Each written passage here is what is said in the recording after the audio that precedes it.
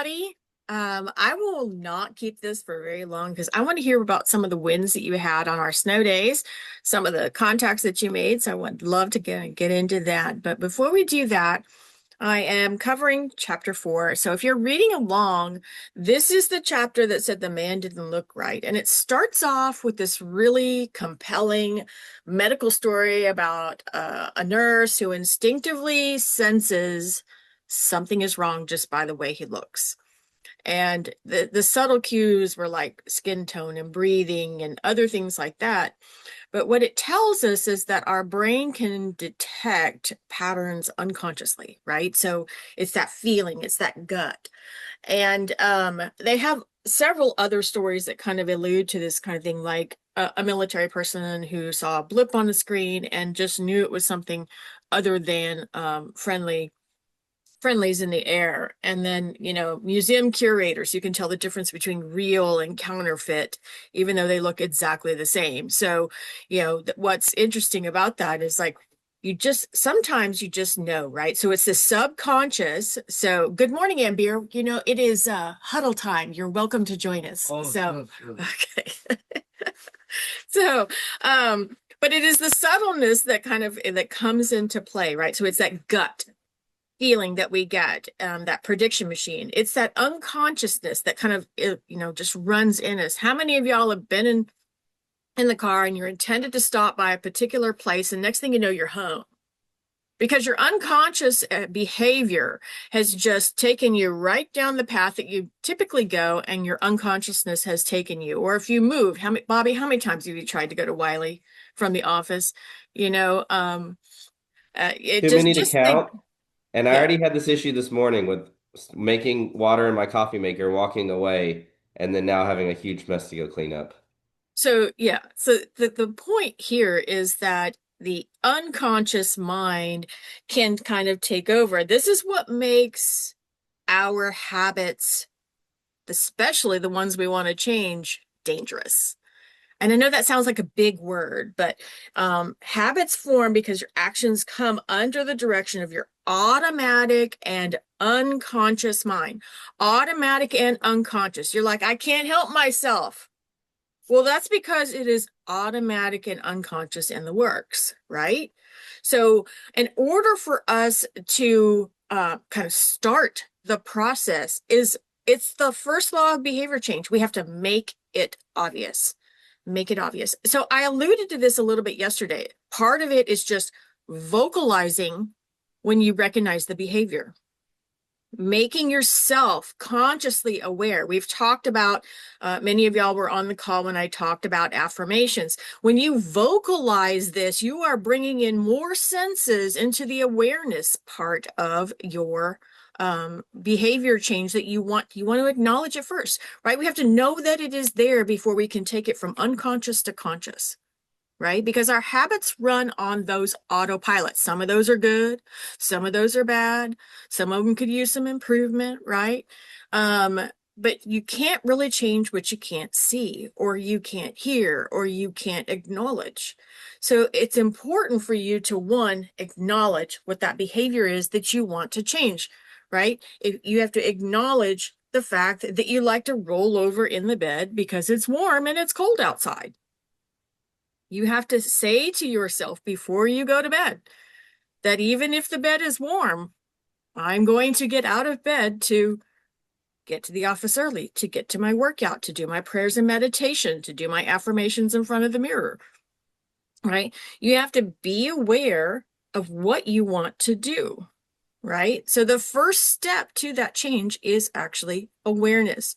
So that your conscious mind can do that. Now, if you choose to share what you're trying to change, maybe with a friend or a family member or something like that, they too can also help you with your awareness. So, I've asked my husband to, if he notices that I'm getting anxious about something, to just ask me, are you anxious about something? Bring that awareness to me so that I can, take over it from my conscious mind to make that change.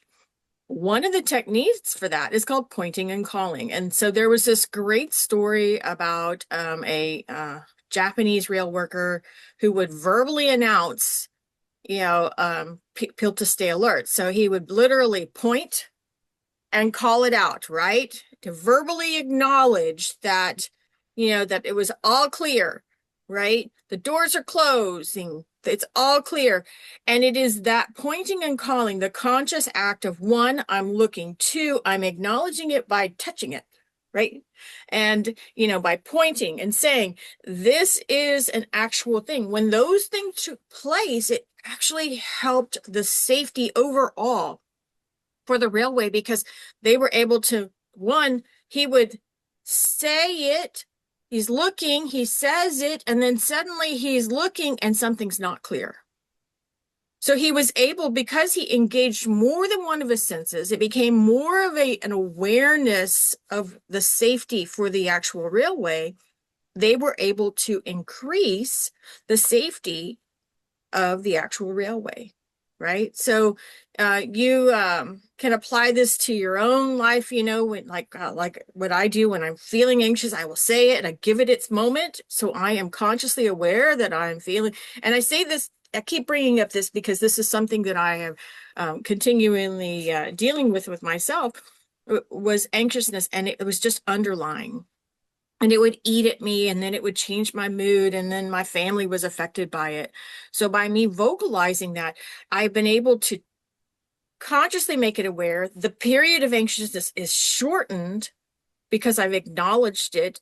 And so therefore, it doesn't just run in the background.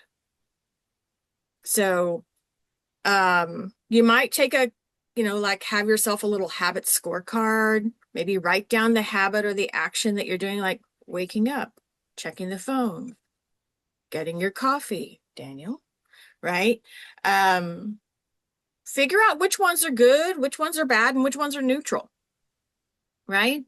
If you know you need to work out and you want to work out and you're not working out, well, then that particular habit may not be best for your health, right? So by making yourself aware, giving your habits some scorecard rankings, and it could just be a plus, a minus, and an equals, to kind of reveal those patterns and make yourself self-aware, that can be a good first step, that identification of the actual habits themselves. So, what else can I share with you today? Some habits, can depend on your goals too.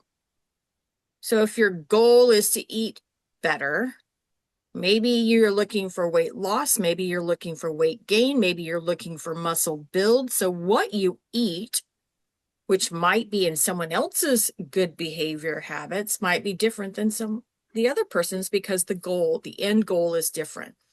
So just because, although I will say I don't think smoking is good for anybody, but it might calm someone. I've heard that out there, right? But knowing that it depends on what the goal is as to what's going to determine if that is a good, a bad, negative, or positive, or even a neutral habit for you. Okay. So to build good habits, we have to make the cues obvious, and we're going to be moving into this in the next chapter next week, right? So we have to make those obvious. But by the observation of those and the verbalization of those, this is the foundation for applying them to behavior change. So over the weekend, I want you to think about what are these habits that you have, good, bad, neutral, positive, negative, neutral, however you want to refer to them. Figure out what those are, and are there any in that list that you really want to change? And as we move through the habits, moving forward, these other chapters of the book, we're going to talk about how you can start to make strides towards changing the ones that you want to change. So that's all I have for you guys today. Thank you so much for listening in. I had not read this book before, so I'm thrilled to be participating in it and sharing with you. So